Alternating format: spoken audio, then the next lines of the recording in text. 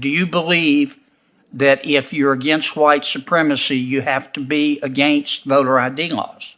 Senator, in my role as an advocate, I have... Ma'am, I'm not asking you about this. It wasn't the case. I'm asking you what you believe. Senator Kennedy's questioning of President Biden's nominee has sparked some serious controversy. In this video, we're diving into a moment where the nominee was caught off guard as Senator Kennedy read her own words about white supremacy. We'll break down the exchange, explore its implications, and get into the heated back and forth that followed. But before we get started, make sure to hit that subscribe button and ring the bell so you don't miss any of our latest content. So, Senator Kennedy began his questioning by quoting a 2017 article written by the nominee. He reads, "It's inconsistent to denounce white supremacy but not repudiate voter ID laws." The nominee confirms she made this statement but insists it was from her role as an advocate, not her personal belief. Ms. Merrill,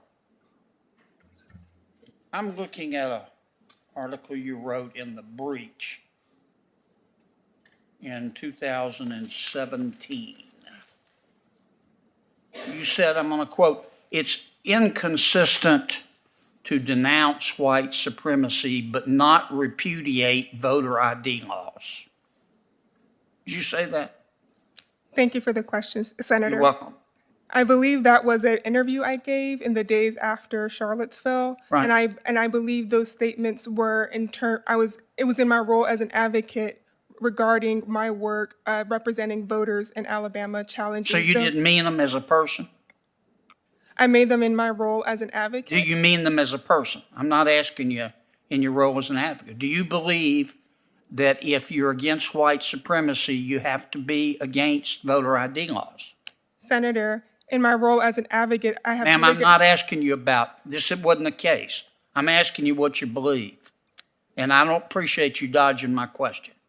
Now, this is a serious position you've been nominated for. Do you believe that someone who is against white supremacy also has to be against voter ID laws? Senator, no. The Supreme Court has held that photo ID... What do you believe? I believe that the Supreme Court has held... What do you believe personally? I believe that photo ID laws have been held to be constitutional. Do you think voter ID laws are appropriate or inappropriate? I believe those are questions that election officials... Do you believe that voter ID laws are appropriate or inappropriate? I believe that photo ID laws have been held to be constitutional. I believe there are cases in which they are... What do you believe?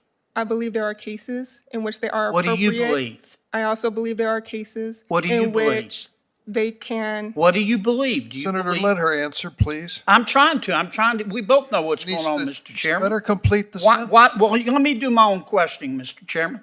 I appreciate your help, Professor. Do you believe that voter ID's laws are appropriate or not? I believe there are circumstances where photo ID laws can be constitutionally implemented, and I believe that the Supreme Court has also held that there are circumstances when they would not be constitutionally permitted. Okay. All right. Next up, Kennedy brings up a 2015 panel discussion where the nominee allegedly claimed that the killing of unarmed black men by police happens every day in America. The nominee struggles to recall the exact statement but admits it might have been said in her role as an advocate. Kennedy challenges her further, asking if she genuinely believes that police kill unarmed black men every day. The nominee tries to deflect, stating that law enforcement faces significant challenges but Kennedy isn't buying it. He insists that without data, such statements are baseless and questions her ability to be unbiased if confirmed. Moving on, Kennedy addresses a letter the nominee sent, criticizing the use of foot pursuits by the Chicago Police Department. Kennedy questions her stance on whether police should be allowed to pursue suspects on foot, given the context of the letter.